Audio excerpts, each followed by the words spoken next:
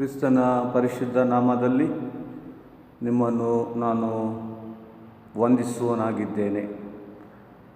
ಪ್ರಿಯರೇ, ಈ ದಿವಸ ನಾನು ಆರಿಸಿಕೊಂಡ ವಾಕ್ಯದ ಭಾಗದ ಒಂದು ಸಾರಾಂಶ ಹಿನ್ನೆಲೆ ಆತ್ಮೀಯತೆಯ ಒಂದು ಕೊರತೆಯ ಬಗ್ಗೆ. ನಾವು ಆತ್ಮೀಯತೆಯಲ್ಲಿ ಹೇಗೆ ಬೆಳೆಯಬಹುದು ಅದರ ವಿಷಯದಲ್ಲಿ ನಾನು ಕೆಲವು ವಾಕ್ಯಗಳನ್ನು ನಿಮ್ಮ ಮುಂದೆ ಹಂಚಿಕೊಳ್ಳುವನಾಗಿದ್ದೇನೆ. ಇಬ್ರಿಯ 5ನೇ ಅಧ್ಯಾಯ 12ರಿಂದ 14ನೇ ವಚನ. ಇಬ್ರಿಯ 5, 12ನೇ ವಾಕ್ಯದಿಂದ 14ನೇ ವಾಕ್ಯ. ವೃದ್ಧಿ ಆಗದಿರುವ ವಿಶ್ವಾಸಿಗಳಿಗೆ ಅಪೊಸ್ತಲ ಪೌಲನು ಇಲ್ಲಿ ಎಚ್ಚರಿಸುವನಾಗಿದ್ದಾನೆ. ಆತನ ವಿಷಯದಲ್ಲಿ ನಾವು ಹೇಳಬೇಕಾದ ಮಾತುಗಳು ಬಹಳ ಉಂಟು. ನಿಮ್ಮ ಕಿವಿಗಳು ಮಂದವಾದದ್ರಿಂದ ಅದನ್ನು ವಿವರಿಸುವುದು ಕಷ್ಟವಾಗಿದೆ. ನೀವಿಷ್ಟರ ಒಳಗೆ ಬೋಧಕರಾಗಿರಬೇಕಾಗಿದ್ದರೂ ಒಬ್ಬನು ನಿಮಗೆ ದೈವೋಕ್ತಿಗಳ ಮೂಲ ಪಾಠಗಳನ್ನು ತಿರುಗಿ ಕಲಿಸಿಕೊಡಬೇಕಾಗಿದೆ. ನೀವು ಹಾಲು ಕುಡಿಯತಕ್ಕವರೇ ಹೊರತು ಗಟ್ಟಿಯಾದ ಆಹಾರವನ್ನು ತಿನ್ನತಕ್ಕವರಲ್ಲ. ಹಾಲು ಕುಡಿಯುವವನು ಕೂಸಿನಂತಿದ್ದು ನೀತಿ ವಾಕ್ಯದಲ್ಲಿ ಅನುಭವವಿಲ್ಲದವನಾಗಿದ್ದಾನೆ. ಆದರೆ ಗಟ್ಟಿಯಾದ ಆಹಾರವು ಪ್ರಾಯಸ್ಥರಿಗೋಸ್ಕರ, ಅಂದರೆ ತಮ್ಮ ಜ್ಞಾನೇಂದ್ರಿಯಗಳನ್ನು ಸಾಧನೆಯಿಂದ ಶಿಕ್ಷಿಸಿಕೊಂಡು ಒಳ್ಳೆಯದನ್ನು ಕೆಟ್ಟದನ್ನು ತಿಳಿದವರಿಗೋಸ್ಕರವಾಗಿದೆ. ದೇವರ ಸಹಾಯಕ್ಕಾಗಿ ಪವಿತ್ರಾತ್ಮನು ಈ ವಾಕ್ಯದಲ್ಲಿರುವ ಅನೇಕ ಆತ್ಮಿಕ ವಿಷಯಗಳನ್ನು ನಮಗೆ ಕಲಿಸುವಂತೆ ಪ್ರಾರ್ಥನೆ ಮಾಡೋಣ. ಪ್ರೀತಿಯಲ್ಲಿ ಐಶ್ವರ್ಯವಂತನಾದ ನಮ್ಮ ತಂದೆ ದೇವರೇ, ನಿಮ್ಮ ಪವಿತ್ರವಾದ ವಾಕ್ಯಕ್ಕಾಗಿ ಸ್ತೋತ್ರ ಮಾಡುತ್ತೇನೆ. ಕರ್ತ, ನೀನು ಕೊಟ್ಟ ನನಗೆ ವಾಕ್ಯಕ್ಕಾಗಿ ಸ್ತೋತ್ರ. ಕರ್ತನೇ, ಈ ವಾಕ್ಯವನ್ನು ಕೇಳಿದ ಪ್ರತಿಯೊಬ್ಬ ನಮ್ಮ ವಿಶ್ವಾಸಿಗಳನ್ನು ಆಶೀರ್ವಾದ ಮಾಡು. ನಿಮ್ಮ ಮಕ್ಕಳ ಜೀವನದಲ್ಲಿ ಕರ್ತನೇ ನೀನು ಕಾರ್ಯ ಮಾಡು. ಹೌದು ಕರ್ತ, ನಿಮ್ಮ ವಾಕ್ಯವೇ ನಮ್ಮ ಜೀವನವನ್ನು ಬದಲಾಯಿಸುವಂಥದ್ದು. ಹಾಗಿರುವಾಗ ಈ ವಾಕ್ಯದಲ್ಲಿರುವ ಗೂಢಾರ್ಥಗಳನ್ನು ನಾವೆಲ್ಲರೂ ತಿಳಿದುಕೊಂಡು ಕಲಿತು ನಮ್ಮ ಜೀವನದಲ್ಲಿ ನಾವು ಅದನ್ನು ಉಪಯೋಗಿಸುವಂತೆ ನಮಗೆ ಸಹಾಯ ಮಾಡು. ನಂಬಿಕೆಯಿಂದ ಯೇಸು ಕ್ರಿಸ್ತನ ಹೆಸರಿನಲ್ಲಿ ಬೇಡಿದ್ದೇನೆ ನಮ್ಮ ತಂದೆಯೇ, ಆಮೆನ್. ನನ್ನ ಕರ್ತನಲ್ಲಿ ಪ್ರಿಯರೇ, ಇಲ್ಲಿ ಅಪೊಸ್ತಲ ಪೌಲನು ಇಲ್ಲಿ ಇಬ್ರಿಯರಿಗೆ ಬರೆದ ಪತ್ರಿಕೆ, ಇಲ್ಲಿ ಆತ್ಮಿಕ ಬೆಳವಣಿಗೆ ಆಗದ ಕ್ರೈಸ್ತರನ್ನು ಇಲ್ಲಿ ಎಚ್ಚರಿಸುವಂಥ ಮಾತುಗಳು. ಅಂದರೆ ದೇವರ ವಾಕ್ಯ ಅಲಕ್ಷ್ಯ ಮಾಡುವಂಥದ್ದು ಅದು ಆತ್ಮಿಕತೆಯ ಒಂದು ಕೊರತೆ ಆಗಿದೆ. ನಾವು ಪ್ರತಿ ವಾರ ಚರ್ಚಿಗೆ ಹೋಗ್ಬೋದು, ದೇವರ ಆರಾಧನೆ ಮಾಡ್ಬೋದು, ನಾವು ಸಾಕ್ಷಿ ಇರ್ಬೋದು, ಪ್ರಾರ್ಥನೆ ಮಾಡ್ಬೋದು, ಕಾಣಿಕೆ ಕೊಡ್ಬೋದು. ಅದು ಒಳ್ಳೆಯದು, ಉತ್ತಮ. ಆದರೆ ಅಲ್ಲಿ ದೇವರು ತನ್ನ ಬೋಧಕನನ್ನು ಉಪಯೋಗಿಸ್ತಾನೆ. ಬೋಧಕನು ಅಲ್ಲಿ ವಾಕ್ಯವನ್ನು ಕೊಡುವಾಗ ಅದು ದೇವರ ವಾಕ್ಯವಾಗಿದೆ. ಬೈಬಲ್ ಹೇಳ್ತದೆ, ರೋಮಾಪುರ 10ನೇ ಅಧ್ಯಾಯ 17ನೇ ವಚನ, ದೇವರ ವಾಕ್ಯ ಕೇಳುವುದರಿಂದ ನಮಗೆ ನಂಬಿಕೆ ಉಂಟಾಗುತ್ತದೆ. ಹಾಗಿರುವಾಗ ಅನೇಕರು ಕ್ರೈಸ್ತರು ದೇವರ ವಾಕ್ಯವನ್ನು ಕೇಳುವ ವಿಷಯವೇ ಇಲ್ಲ. ಅವರು ವಾಕ್ಯವನ್ನು ಕೇಳ್ತಾರೆ, ಆದರೆ ಅವರು ದೇವರು ಕೊಟ್ಟ ವಾಕ್ಯ ಅದು ಅವ್ರ ಹೃದಯದಲ್ಲಿ ಅಂಗೀಕಾರ ಮಾಡೋದಿಲ್ಲ. ಸ್ವೀಕಾರ ಮಾಡದ ಕಾರಣ ಅವರು ಆತ್ಮೀಯತೆಯಲ್ಲಿ ಬೆಳೆಯುವುದಿಲ್ಲ. ಅವರು ಇನ್ನೂ ಕೂಡ ಪ್ರಾಪಂಚಿಕರಾಗಿ ಪಾಪದಲ್ಲಿ, ಅನೀತಿಯಲ್ಲಿ ಮಾತ್ರವಲ್ಲದೆ ಲೌಕಿಕ ಒಂದು ಜೀವನ ಮಾಡ್ತಾರೆ.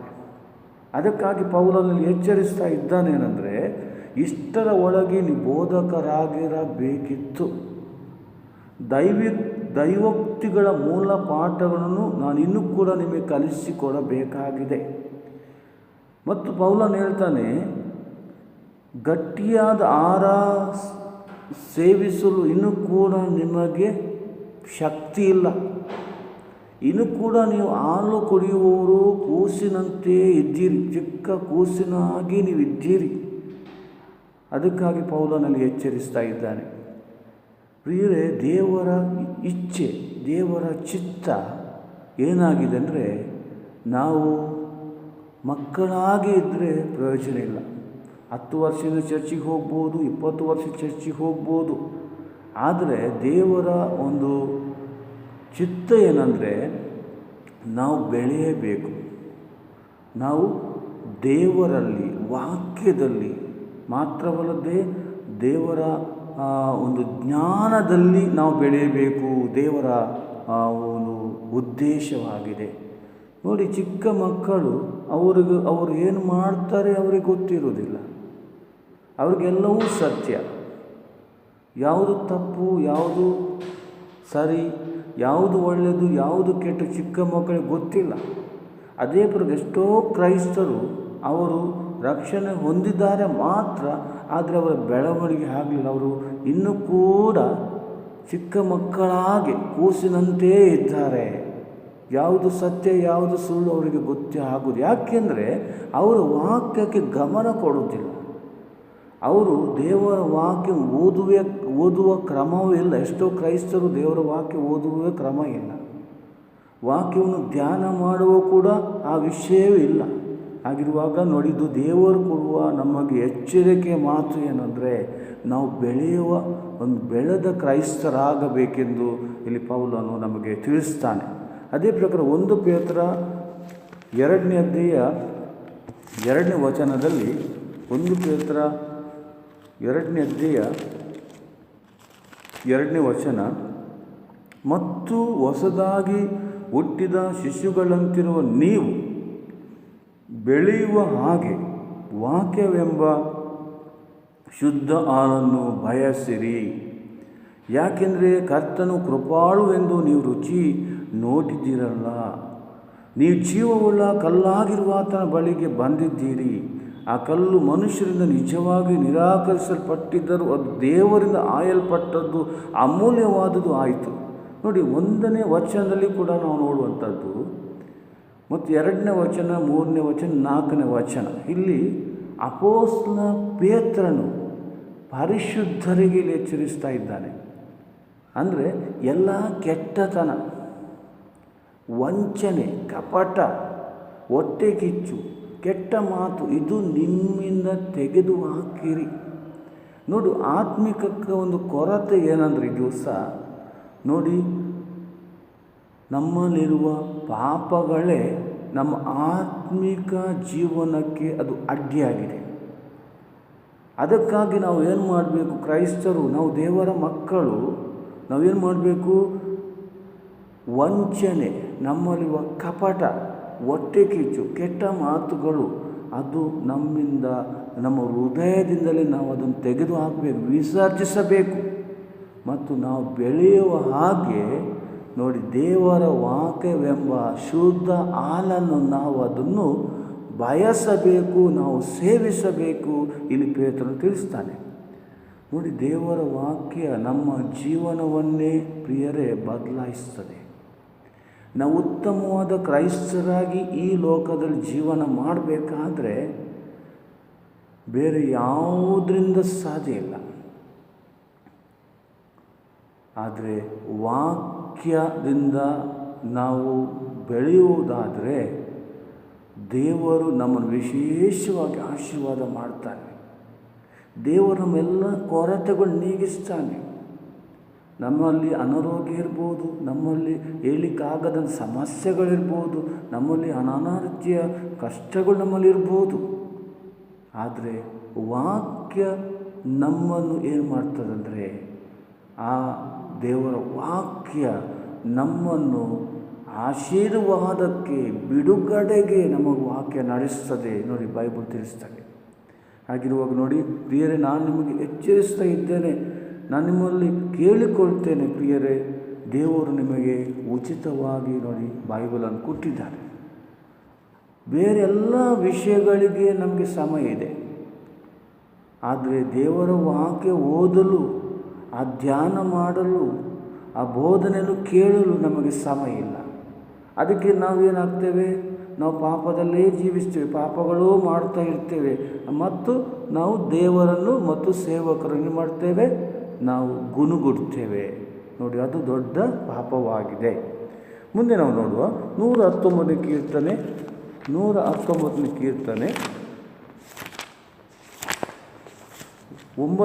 ಮತ್ತು 9ರಿಂದ 11ನೇ ವಚನ ನೋಡಿ. ಯೌವನಸ್ಥನು ಯಾವುದರಿಂದ ತನ್ನ ನಡತೆಯನ್ನು ಶುಚಿ ಮಾಡಿಕೊಳ್ಳುವನು? ನಿನ್ನ ವಾಕ್ಯವನ್ನು ಕೈಕೊಳ್ಳುವುದರಿಂದಲೇ. ನೋಡಿ, ಯೌವನಸ್ಥನಂದರೆ ಯೌವನಸ್ಥ ಮಕ್ಕಳಿಗೆ ಮಾತ್ರ ಇಲ್ಲಿ ಬರೆಯಲ್ಪಟ್ಟದಲ್ಲ, ನಿಜವಾಗಿ ಹೊಸದಾಗಿ ತಿರುಗಿ ಹುಟ್ಟಿದ ಕ್ರೈಸ್ತರಿಗೆ ಇಲ್ಲಿ ಭಕ್ತನು ಹೇಳ್ತಾನೆ. ನೋಡಿ, ಇಲ್ಲಿ ಏನು ಹೇಳುವಂದರೆ, ನಮ್ಮ ನಡವಳಿಕೆ, ನಮ್ಮ ಕ್ರೈಸ್ತ ಜೀವನ, ನಾವು ಉತ್ತಮ ಕ್ರೈಸ್ತರಾಗಬೇಕಾದ್ರೆ ವಾಕ್ಯವನ್ನು ಕೇಳುವುದು ಮಾತ್ರ ಅಲ್ಲ, ಅದನ್ನು ನಮ್ಮ ಹೃದಯದಲ್ಲಿ ನಾವು ತೆಗೆದುಕೊಂಡು ಪಾಪದ ಜೀವನ, ಕೆಟ್ಟ ಕೆಲಸಗಳು ಬಿಟ್ಟು ನಾವು ದೇವರ ನೀತಿಯಲ್ಲಿ ನಾವು ಜೀವನ ಮಾಡಬೇಕು. ನೋಡಿ, ವಾಕ್ಯವನ್ನು ಕೈಕೊಳ್ಳುವುದರಿಂದಲೇ ಅಂತ ದೇವರ ವಾಕ್ಯ ಹೇಳ್ತದೆ. ಮುಂದೆ 11ನೇ ವಾಕ್ಯ ನೋಡಿ, ಇಲ್ಲಿ ವಾಕ್ಯ ಹೇಳ್ತದೆ, ನಿನಗೆ ವಿರುದ್ಧವಾಗಿ ಪಾಪ ಮಾಡದ ಹಾಗೆ. ನೋಡಿ, ಯಾರಿಗೆ? ಸರ್ವಶಕ್ತನಾದ ದೇವರಿಗೆ ವಿರೋಧವಾಗಿ ಪಾಪ ಮಾಡದ ಹಾಗೆ ಭಕ್ತನಲ್ಲಿ ಹೇಳುವಂಥದ್ದು, ನನ್ನ ಹೃದಯದಲ್ಲಿ ನಿನ್ನ ವಾಕ್ಯವನ್ನು ಬಚ್ಚಿಟ್ಟಿದ್ದೇನೆ. ಅಲ್ಲಿ ಭಕ್ತನು ಹೇಳುವುದಿಲ್ಲ, ನಾನು ಸಂಪತ್ತನ್ನು ಬಚ್ಚಿಟ್ಟಿದ್ದೇನೆ ಅಂತ ಹೇಳುವುದಿಲ್ಲ. ಭಕ್ತನೇನು ಹೇಳ್ತಾನೆ ಅಂದರೆ, ನಿನಗೆ ವಿರುದ್ಧವಾಗಿ ಪಾಪ ಮಾಡದ ಹಾಗೆ. ನೋಡಿ, ಏನು? ನಿನ್ನ ವಾಕ್ಯ ನನ್ನ ಹೃದಯದಲ್ಲಿ ಬಚ್ಚಿಟ್ಟಿದ್ದೇನೆ. ಪ್ರಿಯರೇ, ಆಲೋಚನೆ ಮಾಡಿ, ಈ ದಿವಸ ದೇವರು ನಮಗೆ ವಾಕ್ಯದ ಮೂಲಕ ಎಚ್ಚರಿಸುತ್ತಾ ಇದ್ದಾನೆ. ದೇವರ ವಾಕ್ಯ ನಿಜವಾಗಿ ನಮ್ಮ ಹೃದಯದಲ್ಲಿ ಇದೆಯಾ, ಇಲ್ಲವೇ ಲೋಕ ನಮ್ಮ ಹೃದಯದಲ್ಲಿ ಇದೆಯಾ, ಇಲ್ಲದೆ ಪಾಪಗಳು ನಮ್ಮ ಹೃದಯದಲ್ಲಿ ಇದೆಯಾ? ಪ್ರಿಯರೇ, ಪಾಪ ಇಟ್ಟರೆ ಅದು ಪಾಪದ ಜೀವನ ಬಿಟ್ಟುಬಿಡಿ. ಆದರೆ ವಾಕ್ಯ ನೋಡಿ ನಿಮ್ಮನ್ನು ಕಾಪಾಡ್ತದೆ. ವಾಕ್ಯವೇ ಯೇಸು ಕ್ರಿಸ್ತನಾಗಿರುವಾಗ ವಾಕ್ಯವನ್ನು ನಮ್ಮ ಹೃದಯದಲ್ಲಿ ಬಚ್ಚಿಡಬೇಕು. ನೋಡಿ, ಮುಂದೆ ನಾವು ನೋಡುವಂಥದ್ದು ಯಾಕೋಬನ ಪತ್ರಿಕೆಯಲ್ಲಿ, ಯಾಕೋಬನ ಪತ್ರಿಕೆ 3ನೇ ಅಧ್ಯಾಯದಲ್ಲಿ 2ನೇ ವಚನ ನೋಡಿ. ಇಲ್ಲಿ ನಾಲಿಗೆಯನ್ನು ಬಿಗಿ ಹಿಡಿಯುವುದು ಅವಶ್ಯ ಅಂತ ಇಲ್ಲಿ ಸಭಾಪಾಲಕನಾದ ಯಾಕೋಬನು ಇಲ್ಲಿ ತಿಳಿಸ್ತಾನೆ. ಇಲ್ಲಿ ಏನು ಹೇಳ್ತಾ ಇದ್ದಾನೆಂದರೆ, ಅನೇಕ ಬೋಧಕರಿಗೆ ಮೊದಲು ಇಲ್ಲಿ ವಿಷಯ ತಿಳಿಸ್ತಾನೆ. ನೋಡಿ, ವಾಕ್ಯದಲ್ಲಿ ನೋಡ್ತೇವೆ, ಅಲ್ಲಿ 2ನೇ ವಚನದಲ್ಲಿ, ಯಾಕೆಂದರೆ ನಾವು ಅನೇಕ ವಿಷಯಗಳಲ್ಲಿ ನಾವೆಲ್ಲರೂ ತಪ್ಪುವುದುಂಟು. ಒಬ್ಬನ ಮಾತಿನಲ್ಲಿ ತಪ್ಪದಿದ್ದರೆ ಅವನು ಪರಿಪೂರ್ಣನೂ ತನ್ನ ದೇಹವನ್ನೆಲ್ಲ ಸ್ವಾಧೀನ ಮಾಡಿಸಿಕೊಳ್ಳುವುದಕ್ಕೆ ಸಮರ್ಥನೂ ಆಗಿದ್ದಾನೆ. ನೋಡಿ ಪ್ರಿಯರೇ, ನಾವೆಲ್ಲರೂ ತಪ್ಪುವುದುಂಟು. ಕೆಲವು ಸಾರಿ ನಾವು ವಾಗ್ದಾನಗಳು ಮಾಡ್ತೇವೆ. ಬೋಧಕರಿಗೆ ಮೊದಲು ಇಲ್ಲಿ ತಿಳಿಸ್ತಾ ಇದ್ದಾನೆ, ಬೋಧಕರಿಗೆ ದೊಡ್ಡ ದಂಡನೆ ಇದೆ ಅಂತ. ಅನೇಕ ಮಂದಿ ಬೋಧಕರಾಗಬೇಡ್ರಿ. ಯಾಕೆಂದರೆ ಬೋಧಕರ ಒಂದು ಸೇವೆ ಅದು ಸುಲಭವಾದ ಸೇವೆ ಅಲ್ಲ. ಯಾಕೆಂದರೆ ಬೋಧಕರಿಗೆ ಲೆಕ್ಕ ತುಂಬ ಕೊಡಲಿಕ್ಕೆ ಉಂಟು, ನಾವು ಲೆಕ್ಕ ಒಪ್ಪಿಸಲಿಕ್ಕೆ ಉಂಟು ದೇವರಿಗೆ. ಆಗಿರುವಾಗ ಅನೇಕ ಮಂದಿ ಬೋಧಕರಾಗಬೇಡ್ರಿ. ಯಾಕೆಂದರೆ ಅನೇಕ ವಿಷಯದಲ್ಲಿ ನಾವು ತಪ್ಪುವುದುಂಟು. ಅಲ್ಲಿ ಯಾಕೋಬನು ತಿಳಿಸ್ತಾನೆ. ಮುಂದೆ ನಾವು ನೋಡ್ತೇವೆ ಅಲ್ಲಿ 5ನೇ ವಚನದಲ್ಲಿ ಹಾಗೆ ನೋಡಿ, ನಾಲಿಗೆಯು ನೋಡಿ ಕೂಡ ಚಿಕ್ಕ ಅಂಗವಾಗಿದ್ದರೂ ದೊಡ್ಡ ಕಾರ್ಯಗಳನ್ನು ಕೊಚ್ಚಿಕೊಳ್ಳುತ್ತದೆ. ಈಗ ಎಷ್ಟೋ ಕೊಂಚ ಕಿಚ್ಚು ದೊಡ್ಡ ಕಾಡನ್ನು ಸುಡುತ್ತದೆ ನೋಡ್ರಿ. ನೋಡಿ 5ನೇ ವಚನ ನೋಡಿ, ನಮ್ಮ ನಾಲಿಗೆ ಅದು ಚಿಕ್ಕ ಅಂಗ, ಅದೇನು ಮಾಡ್ತದೆ? ದೊಡ್ಡ ಕಾರ್ಯಗಳನ್ನು ಕೊಚ್ಚಿಕೊಳ್ಳುತ್ತದೆ ಮತ್ತು ಕಾಡನ್ನೇ ಸುಡುತ್ತದೆ ಅಂತ ನೋಡಿದೆ ಅಂತ ಇಲ್ಲಿ ಯಾಕೋಬನು ತಿಳಿಸ್ತಾ ಇದ್ದಾನೆ. ಮತ್ತು ಅಲ್ಲಿ 6ನೇ ವಚನ ನೋಡಿ, ನಾಲಿಗೆಯು ಬೆಂಕಿಯು ದುಷ್ಟ ಲೋಕವು ಆಗಿದೆ. ಹೀಗೆ ಅದು ನಮ್ಮ ಅಂಗಗಳಲ್ಲಿ ಇದ್ದು ದೇಹವನ್ನೆಲ್ಲ ಹೊಲೆ ಮಾಡಿ ಪ್ರಕೃತಿಯ ಕ್ರಮಕ್ಕೆ ಬೆಂಕಿ ಹಚ್ಚುವ ಹಾಗೆ ನರಕದ ಬೆಂಕಿನ ಹಚ್ಚಿಕೊಳ್ಳುವುದು ಆಗಿದೆ ಅಂತ ಅಲ್ಲಿ ನಾವು ನೋಡ್ತೇವೆ. ನೋಡಿ, ಅಲ್ಲಿ ಬೈಬಲಲ್ಲಿ ನೋಡ್ತೇವೆ, ನಮ್ಮ ನಾಲಿಗೆ ನೋಡಿ ಅದೇನು ಮಾಡ್ತದೆ ಅಂದರೆ ಅದು ದುಷ್ಟ ಲೋಕವೂ ಆಗಿದೆ. ನಮ್ಮ ದೇಹದಲ್ಲಿ ಒಂದು ಚಿಕ್ಕ ಅಂಗ ಅದು ನೋಡಿ, ಅದು ಏನು ಮಾಡ್ತದೆ ಅಂದರೆ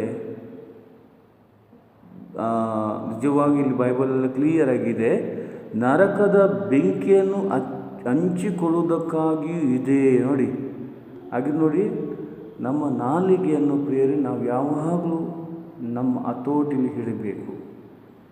ಯಾಕೆಂದರೆ ನಾಲಿಗೆಯಿಂದ ಏನೆಲ್ಲ ಆಗುತ್ತದೆ, ಅದಕ್ಕೋಸ್ಕರ ನಾವು ತುಂಬ ಎಚ್ಚರಿಕೆ ಆಗಿರಬೇಕು. ನೋಡಿ, ನೀವು ಯಾಕೋಬ 3ನೇ ಅಧ್ಯಾಯವನ್ನು ನೀವು ಓದಿರಿ, ಅದರ ಹಲವಾರು ವಿಷಯಗಳನ್ನು ಅಲ್ಲಿ ಯಾಕೋಬನು ತಿಳಿಸ್ತಾನೆ. ಹಾಗೆ 8 ಮತ್ತು 10ನೇ ವಚನ ಓದುವ. ಆದರೆ ನೋಡಿ, ನಾಲಿಗೆಯನ್ನು ಯಾವ ಮಾನವನು ಹತೋಟಿಗೆ ತರಲಾರನು, ಅದು ಸ್ವಾಧೀನವಾಗದ ಕೆಡುಕಾಗಿದೆ, ಮರಣಕರವಾದ ವಿಷದಿಂದ ತುಂಬಿದೆ. ನೋಡಿ, ನಮ್ಮ ನಾಲಿಗೆ ನಮಗೆ ಆಹಾರಕ್ಕೆ ಎಷ್ಟು ರುಚಿಯಾಗಿ ಅದು ನಾವು ನಮ್ಮ ನಾಲಿಗೆ ಉಪಯೋಗಿಸ್ತದೆ ಅಷ್ಟೇ. ನೋಡಿ, ನಮ್ಮ ನಾಲಿಗೆ ಬೈಬಲಲ್ಲಿ ನೋಡ್ತೇವೆ, ಅದು ಹತೋಟಿಗೆ ತರಲಿಕ್ಕೆ ಭಾರಿ ಕಷ್ಟ ಇದೆ. ಮತ್ತು ನೋಡಿ, ಅದು ಕೆಡುಕಾಗಿದೆ, ಮರಣಕರವಾದ ವಿಷಯದಿಂದ ತುಂಬಿದೆ ಅಂತೆ. ನೋಡಿ, ಮರಣಕರವಾದ ವಿಷಯ ತುಂಬಿದೆ. 9ನೇ ವಚನ ನೋಡಿ, ಅದೇ ನಾಲಿಗೆಯಿಂದ ತಂದೆಯಾದ ದೇವರನ್ನು ಕೊಂಡಾಡ್ತೇವೆ, ದೇವರ ಆರಾಧನೆ ಮಾಡ್ತೇವೆ, ದೇವರ ಸ್ತುತಿ ಮಾಡ್ತೇವೆ.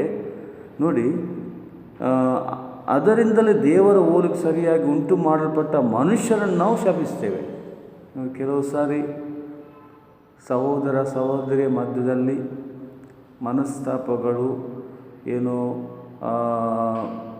ನಮ್ಮದಲ್ಲಿ ಏನಾದರೂ ವೈಮನಸ್ಸುಗಳು ಬರುವಾಗ ಏನು ಮಾಡ್ತಾರೆ, ವಿಶ್ವಾಸಿಗಳ ವಿಷಯದಲ್ಲಿ ಇರುವಂಥದ್ದು, ಲೋಕದ ವಿಷಯದಲ್ಲಿ ಅಲ್ಲ, ಶಪಿಸುವುದು ನಾನು ಎಷ್ಟೋ ನೋಡಿದ್ದೇನೆ. ಆಗಿರುವ ಪ್ರಿಯರೇ, ನೋಡಿ, ನಾಲಿಗೆ ಕೂಡ ಚಿಕ್ಕ ಅಂಗ ಆದರೂ ಕೂಡ ನಾವು ಅದನ್ನು ಹತೋಟಿಲಿಡಬೇಕು. ಈಗ ಆತ್ಮೀಕತೆಯ ಬೆಳವಣಿಗೆಗೆ ಅಡ್ಡಿ ಯಾವುದಂದರೆ ಕೆಲವು ಸರಿ ನಮ್ಮ ನಾಲಿಗೆ, ನಾವು ಅದನ್ನು ಕಂಟ್ರೋಲ್ ಆಗಿಡಬೇಕು, ಹತೋಟಿಲಿಡಬೇಕು.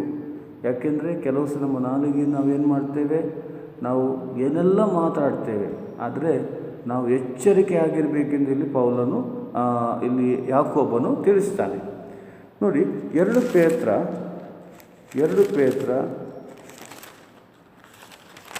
2ನೇ ಅಧ್ಯಾಯ 1ರಿಂದ 3ನೇ ವಚನ ನೋಡಿ, ಇಲ್ಲಿ ಸುಳ್ಳು ಬೋಧಕರ ವಿಷಯದಲ್ಲಿ ಎಚ್ಚರಿಕೆ ಆಗಿರಬೇಕೆಂದು ಇಲ್ಲಿ ಅಪೊಸ್ತಲನಾದ ಪೇತ್ರನು ಇಲ್ಲಿ ಎಚ್ಚರಿಸ್ತಾ ಇದ್ದಾನೆ. ಯಾರಿಗೆ? ವಿಶ್ವಾಸಿಗಳಿಗೆ, ಕ್ರೈಸ್ತರಿಗೆ. ಆದರೆ ಜನರಲ್ಲಿ ಸುಳ್ಳು ಪ್ರವಾದಿಗಳು ಸಹ ಇದ್ದರು, ಅದೇ ಪ್ರಕಾರ ನಿಮ್ಮಲ್ಲಿ ಸುಳ್ಳು ಬೋಧಕರು ಇರುವರು. ಅವರು ಪಾಷಾಂಡ ಬೋಧನೆಗಳನ್ನು ರಹಸ್ಯವಾಗಿ ಒಳ ತರುವವರು, ತಮ್ಮನ್ನು ಕೊಂಡುಕೊಂಡ ಕರ್ತನನ್ನು ಕೂಡ ತಾವು ಅಲ್ಲಗಳೆಯುವವರು ಆಗಿದ್ದು ಪಕ್ಕನೆ ತಮ್ಮ ಮೇಲೆ ನಾಶನವನ್ನು ಬರಮಾಡಿಕೊಳ್ಳುವರು. ಅವರ ಕೆಡುಕಿನ ಮಾರ್ಗಗಳನ್ನು ಅನೇಕರು ಅನುಸರಿಸುವರು. ಅವರ ನಿಮಿತ್ತ ಸತ್ಯ ಮಾರ್ಗಕ್ಕೆ ದೂಷಣೆ ಉಂಟಾಗುವುದು ಮತ್ತು ಅವರು ದ್ರವ್ಯಾಶೆಯುಳ್ಳವರಾಗಿ ಕಲ್ಪನೆಯ ಮಾತುಗಳನ್ನು ಹೇಳುತ್ತಾ ನಿಮ್ಮಿಂದ ಲಾಭವನ್ನು ಸಂಪಾದಿಸಬೇಕೆಂದಿರುವರು. ಅಂಥವರಿಗೆ ಬಹಳ ಕಾಲದಿಂದ ತೀರ್ಪು ತಡವಾಗುವುದಿಲ್ಲ, ಅವರಿಗಾಗುವ ನಾಶನವು ತೂಕಡಿಸುವುದಿಲ್ಲ. ಏಕೆಂದರೆ ದೂತರು ಪಾಪ ಮಾಡಿದಾಗ ದೇವರು ಅವರನ್ನು ಸುಮ್ಮನೆ ಬಿಡದೆ ನರಕಕ್ಕೆ ದೊಬ್ಬಿ ನ್ಯಾಯ ತೀರ್ಪನ್ನು ಹೊಂದುವುದಕ್ಕೆ ಇಡಲ್ಪಟ್ಟವರಾಗಿರಬೇಕೆಂದು ಕತ್ತಲೆಯ ಸಂಕೋಲೆಗಳಿಗೆ ಒಪ್ಪಿಸಿದನು ಅಂತ ನಾವು ನೋಡ್ತೇವೆ. ನೋಡಿ, ದೇವರ ಮಕ್ಕಳು ತಪ್ಪಾದ ಬೋಧನೆಗಳಿಗೆ ಎಚ್ಚರಿಕೆ ಆಗಿರಬೇಕು. ನೋಡಿ, ತಪ್ಪಾದ ಬೋಧನೆಗಳಿಗೆ ಎಚ್ಚರಿಕೆ ಆಗಿರಬೇಕು. ಈ ದಿವಸಗಳಲ್ಲಿ ಅಪೊಸ್ತಲರ ಕಾಲದಲ್ಲಿ, ಹಳೆ ಒಡಂಬಡಿಕೆಯಲ್ಲಿ ಪ್ರವಾದಿಗಳಿರುವ ಸಮಯದಲ್ಲಿ ಸುಳ್ಳು ಬೋಧಕರು, ಸುಳ್ಳು ಪ್ರವಾದಿಗಳಿದ್ದರು. ಈಗ ಪ್ರಿಯರೇ, ಇಲ್ಲಿ ಸ್ಪಷ್ಟವಾಗಿ ಪೇತ್ರನನ್ನು ಎಚ್ಚರಿಸ್ತಾ ಇದ್ದಾನೆ. ಏನಂದರೆ ಪಾಷಾಣ ಬೋಧನೆ ಅಂದರೆ ಮನುಷ್ಯನಿಗೆ ಮೆಚ್ಚುಗೆ ಆದ ಬೋಧನೆಗಳು ಮಾಡುವ ಅನೇಕ ಬೋಧಕರು ಇದ್ದಾರೆ. ಮಾತ್ರವಲ್ಲದೆ ಅವರು ಕೇವಲ ಲೌಕಿಕ ವಿಷಯಗಳನ್ನು ಅಂದರೆ ಲೋಕದ ಸಂಗತಿಗಳನ್ನು ಹೇಳಿ ಜನರನ್ನು ಮರಳುಗೊಳಿಸ್ತಾರೆ. ಮತ್ತು ನೋಡಿ, ಅವರು ದ್ರವ್ಯಾಶೆ ಉಳ್ಳವರಾಗಿ ಕಲ್ಪನೆಯ ಮಾತು ಆಡುತ್ತಾ ನಿಮ್ಮಿಂದ ಲಾಭವನ್ನು ಸಂಪಾದಿಸಿಕೊಳ್ಳುವವರಾಗಿದ್ದಾರೆ. ನೋಡಿ ಪ್ರಿಯರೇ, ಈಗ ಸೇವಕರ ಬಗ್ಗೆ ನಾನು ಹೇಳುವುದಾದರೆ, ನೋಡಿ, ಒಬ್ಬ ಸೇವಕನು ನೇಮಿಸುವುದು ಅದು ದೇವರ ಒಂದು ಚಿತ್ತವಾಗಿದೆ. ಈಗ ಸೇವೆ ಅಂದರೆ ಅದು ಸುಲಭವಲ್ಲ ಅಂತ ಆಗಲೇ ನಿಮಗೆ ನಾನು ತಿಳಿಸಿದ್ದೇನೆ. ಒಬ್ಬ ಬೋಧಕನಾಗಬೇಕಾದ್ರೆ ದೇವರು ಅವನನ್ನು ನೇಮಿಸುವುದು, ಮನುಷ್ಯನನ್ನಲ್ಲ. ಸೇವಕನನ್ನು, ಅವನ ಕುಟುಂಬವನ್ನು ಸಾಕುವುದು, ಅವರಿಗೆ ಬೇಕಾದ ಒದಗಿಸುವುದು ಅದು ದೇವರೇ. ಅದು ದೇವರೇನು ಮಾಡ್ತಾನೆ? ಮನುಷ್ಯನ ಮೂಲಕ ಸೇವಕನಿಗೆ ಎಲ್ಲ ಒದಗಿಸ್ತಾನೆ. ಆಗಿರುವ ತಿಳಿದುಕೊಳ್ಬೇಕು. ಈಗ ಹಲವಾರು ಸೇವಕರಿದ್ದಾರೆ, ಅವರು ಸೇವಕರೇ ಅಲ್ಲ, ದೇವರವನ್ನು ಆರಿಸಲಿಲ್ಲ. ಆದರೆ ಅವರು ತಮ್ಮ ಹೊಟ್ಟೆ ಲಾಭಕ್ಕಾಗಿ ಅವರೇನು ಮಾಡ್ತಾರೆ? ಜನರನ್ನು ಈ ವಾಕ್ಯವನ್ನೇ ತೆಗೆದುಕೊಂಡು ಮರಳುಗೊಳಿಸ್ತಾರೆ. ಅವರು ನಯವಾದ ಮಾತುಗಳನ್ನು ಅವರು ಹೇಳಿ ಅವರನ್ನು ಸತ್ಯ ಮಾರ್ಗಕ್ಕೆ ನಡೆಸದೆ ಕೇವಲ ಆಶೀರ್ವಾದದ ಬಗ್ಗೆ, ಬಿಡುಗಡೆ ಬಗ್ಗೆ, ಸ್ವಸ್ಥತೆಯ ಬಗ್ಗೆ, ಲೋಕದ ಸಂಗತಿಗಳ ಬಗ್ಗೆ ಮಾತನಾಡಿ ಅವರನ್ನು ಏನು ಮಾಡ್ತಾರೆ ಅಂದರೆ ಸತ್ಯದ ಮಾರ್ಗಕ್ಕೆ ಬರದಂತೆ ಅಡ್ಡಿ ಮಾಡ್ತಾರೆ. ಆಗಿರುವಾಗ ನೋಡಿ, ಒಬ್ಬ ಬೋಧಕನನ್ನು ಸಾಕುವಂಥದ್ದು, ಅವರ ಕುಟುಂಬವನ್ನು ನೋಡಿಕೊಳ್ಳುವಂಥದ್ದು ದೇವರೇ. ಸರಿಯಾಗಿ ತಿಳಿದುಕೊಳ್ಬೇಕು. ಹಾಗಿರು ನೋಡಿ, ನಾವು ನೋಡಿ, ಯಾರು ನಿಮ್ಮ ಬಳಿಗೆ ಬಂದು ನಿಮಗೆ ಬೋಧನೆ ಮಾಡಲಿ, ವಾಕ್ಯ ತಿಳಿಸಲಿ, ಅದರ ಪ್ರಿಯರೇ ಬೈಬಲಲ್ಲಿ ಇದೆಯಾ ನೀವು ಪರಿಶೋಧಿಸಿರಿ. ನೋಡಿ, ಅಪೊಸ್ತಲ ಪೌಲನು ಅವನು ದೊಡ್ಡ ಪ್ರಸಂಗಿ, ಆದರೆ ಅವನ ಪ್ರಸಂಗ ಅಷ್ಟು ಹೃದಯಕ್ಕೆ ಅದು ನಾಟುವಂಥದ್ದು. ಆದರೆ ಬೇರೆಯ ಸಭೆಯ ವಿಶ್ವಾಸಿಗಳು ಪೌಲನ ವ್ಯಕ್ತಿತ್ವ ನೋಡಲಿಲ್ಲ. ಅವರು ಪೌಲನ ಒಂದು ಸಾಮರ್ಥ್ಯ ನೋಡಲಿಲ್ಲ. ಅವರು ಪೌಲನು ನೀಡಿದ ಪ್ರಸಂಗ, ಆ ಬೋಧನೆ ವಾಕ್ಯದಲ್ಲಿ ಇದೆಯಾ ಪರಿಶೋಧಿಸುತ್ತಿದ್ದರು. ಪ್ರಿಯರೇ, ನಾವು ದೇವರ ಮಕ್ಕಳು, ದೇವರು ನಮಗೆ ಜ್ಞಾನ ಕೊಟ್ಟಿದ್ದಾನೆ, ದೇವರು ನಮಗೆ ಆತ್ಮನನ್ನು ಕೊಟ್ಟಿದ್ದಾನೆ, ಯೇಸು ನನ್ನ ರಕ್ತದ ಮೂಲಕ ನಮ್ಮನ್ನು ಕೊಂಡುಕೊಂಡಿದ್ದ. ಹಾಗಿರುವಾಗ ನಾವು ದೇವರ ಮಕ್ಕಳು, ನಾವು ವಾಕ್ಯವನ್ನು ನೋಡಿ ವಾಕ್ಯದಲ್ಲಿ ಇದೆಯೋ ಅದನ್ನು ಪರಿಶೀಲನೆ ಮಾಡಬೇಕು. ಇಲ್ಲವಾದರೆ ಅದನ್ನು ನಾವು ನಂಬಬಾರ್ದು. ಯಾಕೆಂದು ನೋಡಿ, ನಾವು ವಂಚನೆಗೆ ನಾವು ಒಳ ಬೀಳಬಾರ್ದು. ದೇವರ ವಾಕ್ಯ ಮಾತ್ರ ಸತ್ಯ. ನೋಡಿ, ಬೈಬಲ್ ಸಂಪೂರ್ಣವಾಗಿದೆ, ಬೈಬಲ್ ನಮ್ಮ ಕೈಯಲ್ಲಿದೆ. ಬೇರೆ ಯಾವುದು ನಮಗೆ ಲೋಕದ ವಿಷಯಗಳು ಬೇಡ. ಯಾಕೆಂದರೆ ನಾವು ಬೈಬಲನ್ನು ನೋಡಬೇಕು. ಬೈಬಲ್ ದೇವರ ವಾಕ್ಯಕ್ಕೆ ವಿಧೇಯರಾಗಬೇಕು. ದೇವರು ಮಾತನಾಡ್ತಾನೆ ನಮ್ಮೊಂದಿಗೆ ಪ್ರತಿದಿನ, ಪ್ರತಿ ಕ್ಷಣ ದೇವರು ಮಾತನಾಡ್ತಾನೆ, ಪವಿತ್ರಾತ್ಮನ ಮೂಲಕ ಮಾತನಾಡ್ತಾನೆ. ಹಾಗಿರೋ ನೋಡಿ, ನಾವು ವಾಕ್ಯಕ್ಕೆ ಗಮನ ಕೊಡಬೇಕು. ಇಂದಿನ ಸಂದೇಶ ಅಂದಾಗಿದೆ. ಹಾಗಿರುವ ನೋಡಿ, ತಪ್ಪಾದ ಬೋಧನೆಗಳಿಗೆ ನೋಡಿ ಹಲವಾರು ವಿಷಯ ನಾನು ನೋಡ್ತಾ ಇದ್ದೇನೆ. ನೀರಿನ ದೀಕ್ಷಾಸ್ಥಾನದಿಂದ, ನೀರಿನ ಬ್ಯಾಪ್ತಿಸ್ಮದಿಂದ ನೋಡಿ ನಮ್ಮ ಪಾಪಗಳ ಪರಿಹಾರ ಆಗ್ತದೆ, ಕ್ಷಮಾಪಣೆ ಸಿಗ್ತದೆ ಅಂತ ಹೇಳ್ತಾರೆ. ಆದರೆ ಬೈಬಲ್ ಅದು ಕಲಿಸೋದಿಲ್ಲ. ಆದರೆ ಒಬ್ಬ ಮನುಷ್ಯನ ಪಾಪಗಳ ಪರಿಹಾರ ಆಗಬೇಕಾದ್ರೆ, ಪಾಪಗಳ ಕ್ಷಮಾಪಣೆ ಆಗಬೇಕಾದ್ರೆ ಪ್ರಿಯರೇ ದೇವರ ವಾಕ್ಯದಿಂದ ಮಾತ್ರ ಸಾಧ್ಯ. ವಾಕ್ಯವನ್ನು ನಂಬಬೇಕು. ಕ್ರಿಸ್ತನ ಕ್ರೂಜೆಯ ಮರಣ, ಉಣ್ಣಲ್ಪಡುವಿಕೆ, ಪುನರುತ್ಥಾನವನ್ನು ಹೃದಯದಲ್ಲಿ ನಂಬಬೇಕು. ನಮ್ಮ ಪಾಪಕ್ಕಾಗಿ ನಾವು ಮಾನಸಾಂತರ ಪಡಬೇಕು. ಆ ಯೇಸುವನ್ನು ನಮ್ಮ ರಕ್ಷಕ ಒಡೆಯನಿಂದ ನಮ್ಮ ಹೃದಯದಲ್ಲಿ ನಾವು ಸ್ವೀಕಾರ ಮಾಡುವಾಗ ಆ ಯೇಸು ತನ್ನ ರಕ್ತದ ಮೂಲಕ ನಮ್ಮ ಪಾಪವನ್ನು ತೊಳಿತಾನೆ. ನಮಗೆ ಪರಿಶುದ್ಧಾತ್ಮನನ್ನು ದಯಪಾಲಿಸ್ತಾನೆ, ನಿತ್ಯ ಜೀವ ನಮಗೆ ಕೊಡುವವನಾಗಿದ್ದಾನೆ ಪ್ರಿಯರೇ. ಅದು ವಾಕ್ಯದ ಸತ್ಯ, ಸರಿಯಾಗಿ ತಿಳಿದುಕೊಳ್ಳಿ. ಮುಂದೆ ನಾವು ನೋಡುವಂಥದ್ದು ನೋಡಿ, ಕೊಲೋಸೆ ಪತ್ರಿಕೆ 4ನೇ ಅಧ್ಯಾಯ, ಕೊಲೋಸೆ 4ನೇ ಅಧ್ಯಾಯ 5 ಮತ್ತು 6ನೇ ವಚನ ಓದ್ತೇನೆ ನೋಡಿ. ಅಪೊಸ್ತಲ ಪೌಲನು ಇಲ್ಲಿ ಕೊಲೋಸೆ ಅಲ್ಲಿರುವ ಕ್ರೈಸ್ತರಿಗೆ ಅಂದರೆ ವಿಶ್ವಾಸಿಗಳಿಗೆ ಎಚ್ಚರಿಸುತ್ತಾನೆ, ಸಮಯವನ್ನು ಸುಮ್ಮನೆ ಕಳೆದುಕೊಳ್ಳದೆ ಅದನ್ನು ಬೆಲೆ ಉಳ್ಳದನ್ನು ಉಪಯೋಗಿಸಿ ಹೊರಗಿನವರ ಮುಂದೆ ಜ್ಞಾನವುಳ್ಳವರಾಗಿ ನಡೆದುಕೊಳ್ಳಿ. ನೋಡಿ, ದೇವರು ಕೊಟ್ಟ ಸಮಯ 24 ಗಂಟೆ ಇದೆ. ಅದು ನೋಡಿ, ದೇವರು ಕೊಟ್ಟ ಸಮಯ ಅದು ಸುಮ್ಮನೆ ನಾವು ಕಳೆದುಕೊಳ್ಳಬಾರದು, ಅದನ್ನು ಬೆಲೆ ಉಳ್ಳನ್ನು ಉಪಯೋಗಿಸಿರಿ. ನೋಡಿ, ಎಷ್ಟೋ ಸಮಯ ನಮಗಿರ್ತದೆ ನೋಡಿ, ನಾವು ಯಾವಾಗಲೂ ಬ್ಯುಸಿ. ಪ್ರಾರ್ಥನೆ ಮಾಡಲಿಕ್ಕೆ ದೇವರು ಸಮಯ ಕೊಟ್ಟಿದ್ದಾನೆ ನೋಡಿ. ನಾವು 2 ಗಂಟೆ 40 ನಿಮಿಷ ಆದರೂ ಪ್ರಾರ್ಥನೆಯಲ್ಲಿ, ವಾಕ್ಯದಲ್ಲಿ ನಾವು ಕಳೆಯಬೇಕು.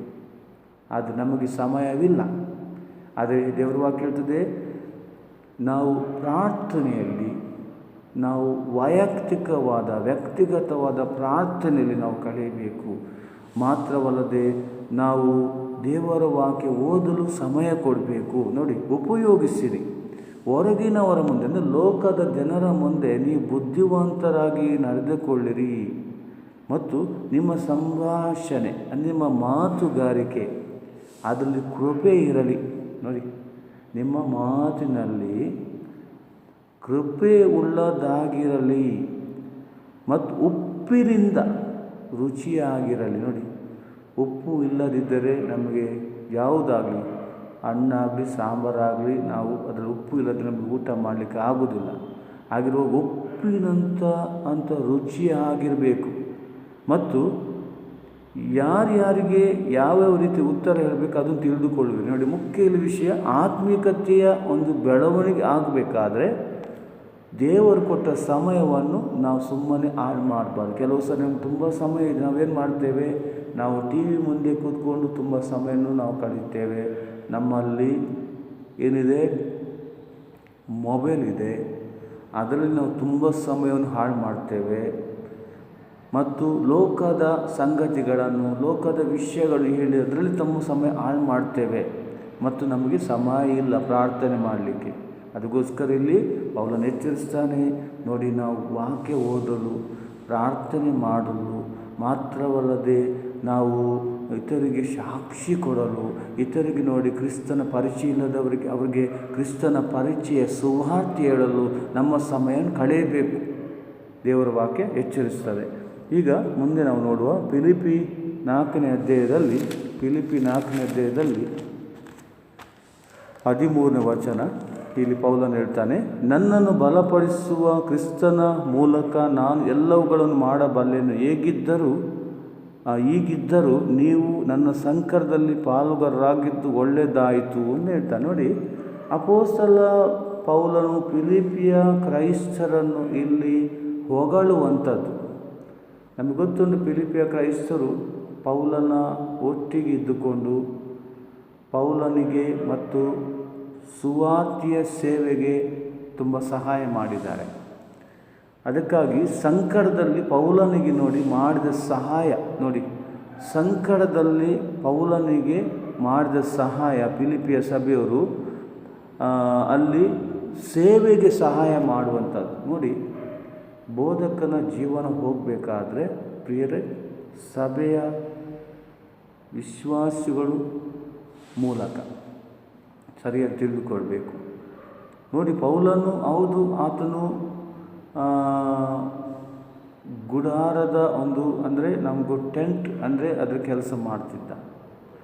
ಕೆಲಸ ಮಾಡಿ ಕೂಡ ಅವನು ದೇವರ ಸೇವೆ ಮಾಡ್ತಿದ್ದ. ಆದರೂ ಕೂಡ ಪೌಲನು ಫಿಲಿಪ್ಪಿಯ ಕ್ರೈಸ್ತರು ಹೇಳ್ತಾನೆ, ನನ್ನನ್ನು ಬಲಪಡಿಸುವ ಕ್ರಿಸ್ತನ ಮೂಲಕ ನಾನು ಎಲ್ಲವನ್ನು ಮಾಡಬಲ್ಲೆ. ನನ್ನ ಬಲಪಡಿಸುವ ಕ್ರಿಸ್ತನು.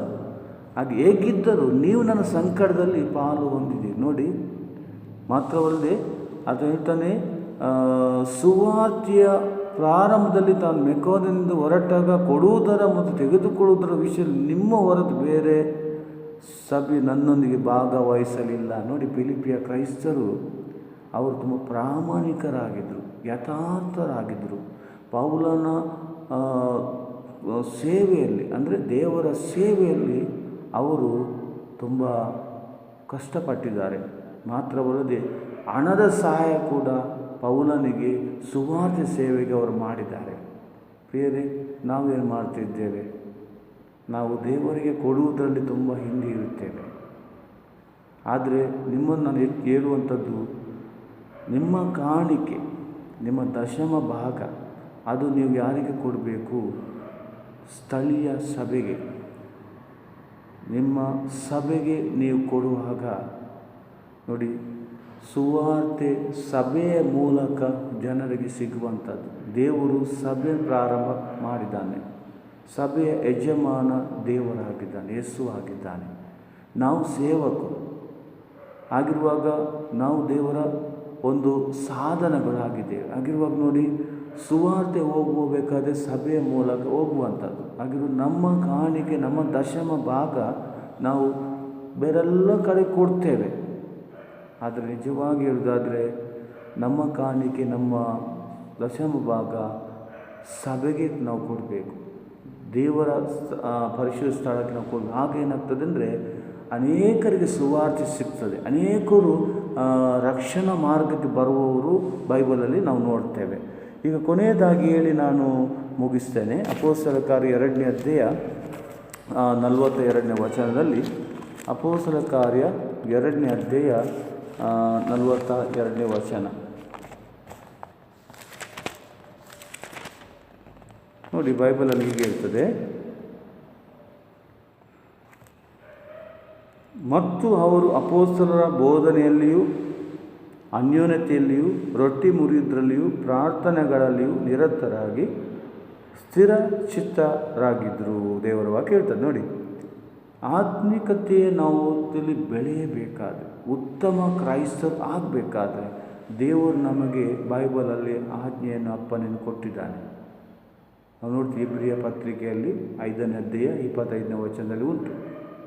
ಏನಂದರೆ, ಸಭೆಯಾಗಿ ಕೂಡಿಕೊಳ್ಳೋದು ಕೆಲವರು ರೂಢಿಯಾಗಿ ಬಿಟ್ಟಿದ್ದಾರೆ. ನಾವು ಬಿಡಬಾರ್ದು, ಒಬ್ಬರಿಗೊಬ್ಬರು ಎಚ್ಚರಿಸೋಣ ಅಂತ ನಾವು ನೋಡ್ತೇವೆ. ನೋಡುವ ಬೈಬಲಲ್ಲಿ ನಾವು ನೋಡ್ತೇವೆ.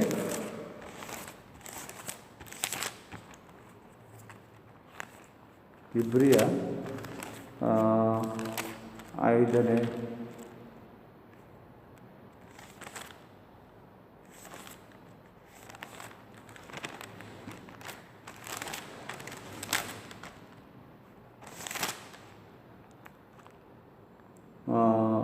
ದಯವಿಟ್ಟು ಕ್ಷಮಿಸಿ, ಇಬ್ರಿಯ 10ನೇ ಅಧ್ಯಾಯ 25ನೇ ವಚನ ನೋಡಿ. ಸಭೆಯಾಗಿ ಕೂಡಿಕೊಳ್ಳುವುದನ್ನು ಕೆಲವರು ರೂಢಿಯಾಗಿ ಬಿಟ್ಟಿರುವ ಪ್ರಕಾರ ನಾವು ಬಿಡದೆ ಒಬ್ಬರನ್ನೊಬ್ಬರು ಎಚ್ಚರಿಸೋಣ, ಆ ದಿನವು ಸಮೀಪಿಸುತ್ತಾ ಬರುತ್ತದೆ ಎಂದು ನೀವು ನೋಡುವುದರಿಂದ ಇದನ್ನು ಮತ್ತಷ್ಟು ಮಾಡಿರಿ. ನೋಡಿ, ದೇವರ ವಾಕ್ಯ ಹೇಳ್ತದೆ, ಇಬ್ರಿಯ 10ನೇ ಅಧ್ಯಾಯ 25ನೇ ವಚನ. ಹಾಗಿರುವಾಗ ಸಭೆಯಾಗಿ ಕೂಡಿಕೊಳ್ಳುವುದನ್ನು ನೋಡಿ, ವಾರದ ಮೊದಲನೇ ದಿನ ಅದು ಭಾನುವಾರ, ನಮ್ಮ ಕರ್ತನು ಪುನರುತ್ಥಾನ ಆಗಿ ಬಂದ ದಿನ ಅದು. ಹಾಗಿರುವಾಗ ನೋಡಿ, ಕ್ರೈಸ್ತರಾದ ನಾವು ಭಾನುವಾರ, ವಾರದ ಮೊದಲ ದಿನ, ಆದಿತ್ಯವಾರ ನಾವು ಸಭೆಗೆ ಹೋಗ್ತೇವೆ. ಕೆಲವರು ಸಭೆಗೆ ಹೋಗುವುದು ಕ್ರಮವೂ ಇಲ್ಲ. ನಿಜವಾಗಿ ನೋಡಿ, ಬೇಸರದ ಸಂಗತಿ ಆಗಿದೆ. ಸಭೆಯಾಗಿ ಕೂಡಿಕೊಂಡು ಮತ್ತು ದೇವರ ಆರಾಧನೆ ಮಾಡಬೇಕು. ಕೆಲವರು ನೋಡಿ ಸಭೆಗೆ ಹೋಗುವುದಿಲ್ಲ, ದೇವರ ಆರಾಧನೆ ಮಾಡುವ ಕ್ರಮವಿಲ್ಲ. ಅಂಥವರನ್ನು ನಾವು ಏನು ಮಾಡಬೇಕು? ಎಚ್ಚರಿಸಬೇಕು. ಅಂಥವರಿಗೆ ನಾವು ಸಭೆಗೆ ಹೋಗುವಂಥ ಪ್ರೋತ್ಸಾಹಿಸಬೇಕು. ಮತ್ತು ದೇವರ ವಾಕ್ಯ ಹೇಳ್ತದೆ ನೋಡಿ, ಕರ್ತನು ಬರಲಿಕ್ಕಿದ್ದಾನೆ, ಆತನ ಬರುವುದು ಸಮೀಪವಾಗಿದೆ, ಇದನ್ನು ಮತ್ತಷ್ಟು ಮಾಡಿರಿ ಎಂದುಂಟು. ಅದೇ ಪ್ರಕಾರ ಅಪೊಸ್ತಲರ ಕಾರ್ಯದಲ್ಲಿ ಈಗ ನಾವು ಓದಿದ್ದೇವೆ ನೋಡಿ. ಈಗ ಸಭೆಯಾಗಿ ಕೂಡಿಕೊಳ್ಳೋದು ಯಾಕೆ ಅಲ್ಲಿ? ದೇವರ ವಾಕ್ಯ ನೋಡಿ, ಇದು ಪಂಚಾಶತಮ ದಿನದಲ್ಲಿ ಸಭೆಯ ಒಂದು ಬೆಳವಣಿಗೆ, ಚರ್ಚ್ ಪ್ರಾರಂಭವಾದದ್ದು. ಅಲ್ಲಿ 3,000 ಜನರು ದೇವರ ವಾಕ್ಯ ಕೇಳಿ ರಕ್ಷಣೆ ಮಾರ್ಗಕ್ಕೆ ಬಂದರು ಮತ್ತು ಅಲ್ಲಿ ಸಭೆ ಪ್ರಾರಂಭವಾದದ್ದು. ನಾವು ನೋಡ್ತೇವೆ ನೋಡಿ, ಅವನ ಮಾತನ್ನು ಸಂತೋಷವಾಗಿ ಅಂಗೀಕರಿಸಿದ್ದು. ನೋಡಿ, ಅವನ ಮಾತು ಅಂದರೆ ಪೇತ್ರನ ಮಾತು ಅಲ್ಲ, ಅದು ದೇವರ ಮಾತುಗಳನ್ನು ಅವರು ಸಂತೋಷವಾಗಿ ಅವರು ಅಂಗೀಕರಿಸಿದಂದರೆ ಅವರು ಮಾನಸಾಂತರ ಪಟ್ಟು ಆ ಯೇಸುವನ್ನು ಅಂಗೀಕಾರ ಮಾಡಿದರು. ಸರಿಯಾಗಿ ತಿಳ್ಕೊಳ್ಳಿ, ಪೇತ್ರನ ಮಾತು ಅಲ್ಲ, ದೇವರ ವಾಕ್ಯವನ್ನು ನಂಬಿದ್ರು ಮತ್ತು ಯೇಸುವನ್ನು ಅವರ ಹೃದಯದಲ್ಲಿ ಸ್ವೀಕಾರ ಮಾಡಿದರು. ಮತ್ತು ನಂತರ ನೋಡಿ, ಅವರು ನೀರಿನ ಬಾಪ್ತಿಸ್ಮ ಅವರು ತೆಗೆದುಕೊಂಡರು. ನೋಡಿ, ರಕ್ಷಣೆ ಹೊಂದಿದ ಪ್ರತಿಯೊಬ್ಬ ಕ್ರೈಸ್ತನು ನೀರಿನ ಬಾಪ್ತಿಸ್ಮ ಅದು ತೆಗೆದುಕೊಳ್ಳಬೇಕು. ಬೈಬಲಲ್ಲಿ ದೇವರು ನಮಗೆ ಕಲಿಸಿದ್ದಾನೆ. ನೀರಿನ ಬಾಪ್ತಿಸ್ಮದಿಂದ ಮಾತ್ರ ರಕ್ಷಣೆ ಆಗುವುದಿಲ್ಲ. ಸರಿಯಾಗಿ ತಿಳಿದುಕೊಳ್ಳಿ, ನೀರಿನ ಬಾಪ್ತಿಸ್ಮ ಯಾಕೆ? ನಾನು ರಕ್ಷಣೆ ಹೊಂದಿದ್ದೇನೆ, ನಾನು ನಿಜವಾದ ಕ್ರೈಸ್ತನಾಗಿದ್ದೇನೆ, ಯೇಸುವಿನ ರಕ್ತದ ಮೂಲಕ ನಾನು ತೊಳೆಯಲ್ಪಟ್ಟಿದ್ದೇನೆ ಅಂತ ಒಂದು ಗುರುತು, ಒಂದು ಸಾಕ್ಷಿಯಾಗಿದೆ. ಆದರೆ ವಿಧೇಯತೆ, ರಕ್ಷಣೆ ಆಗುವುದು ವಾಕ್ಯದ ಮೂಲಕ. ಬಾಪ್ತಿಸ್ಮ ಅದು ಕ್ರಿಯೆ, ನಾವು ಅದನ್ನು ತೆಗೆದುಕೊಳ್ಳುವಂಥದ್ದು, ದೇವರಿಗೆ ವಿಧೇಯರಾಗುವಂಥ ನಾವು ಸರಿಯಾಗಿ ತಿಳಿದುಕೊಳ್ಬೇಕು. ನೀರಿನ ಬಾಪ್ತಿಸ್ಮದಿಂದ ಯಾರ ಪಾಪಗಳ ಪರಿಹಾರ ಆಗೋದಿಲ್ಲ, ಯಾರಿಗೆ ಸ್ವರ್ಗಕ್ಕೆ ಹೋಗ್ಲಿಕ್ಕೆ ಆಗೋದಿಲ್ಲ. ಸ್ಪಷ್ಟವಾಗಿ ನಿಮಗೆ ನಾನು ತಿಳಿಸ್ತೇನೆ.